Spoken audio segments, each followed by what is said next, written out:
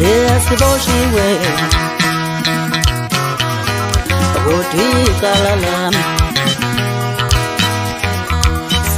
bana kuphina kuphila ufe khona lo mbukiso sayimina futhi uFowankeshe ngicela ukunibingelela kuzo zonke inkalo kulo lonke likaMthaniya.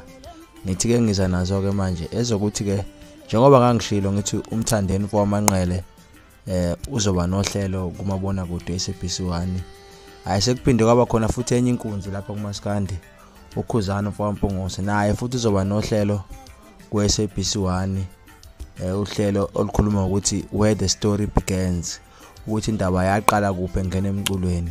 Kodwa ke indaba kaKhuzani ke siyayazi ukuthi inkulu ingakanani esikhathi efika emculweni efika bahluleke bonke njengoba nekaMthandeni inkulu kuyinto enhle ke lena enkulu futhi it means umculo wethu uyakhula futhi uyanda and uzothola audience eningi bazo understand abantu ngoba abanye babuye banga understand ukuthi kungani lo mculo siwuthanda kangaka futhi kungani abanye bethu abawuzwa kodwa thina siwuzwa kahle ethi umuntu ingoma amasikhathi vele uzuyizwa kahle thina sizwa from the first time nje umuntu eyicula ukuthi ithini le ngoma ngoba nakho thina silandela umculo obhalwayo ohlelwayo into eculwayo hayi umuntu oshinto eyodwa nje iziyophela ingoma. Kodwa ke siyayibongela ke lensizwa kaMpungose ukuthi ikwazi ukuthi itholele lithuba lokuthi ibe nohlelo kumabona kade omkhulu SABC1. Le show ke izoqala ngomhla 26 September Sunday izoba ngo-5:30 ntambama.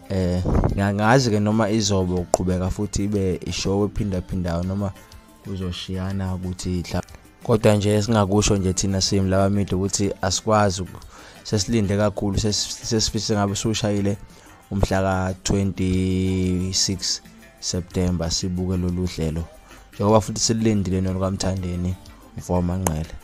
Ngiyabonga mina ngicela udlule ngo-like ngo-share nango-subscribe.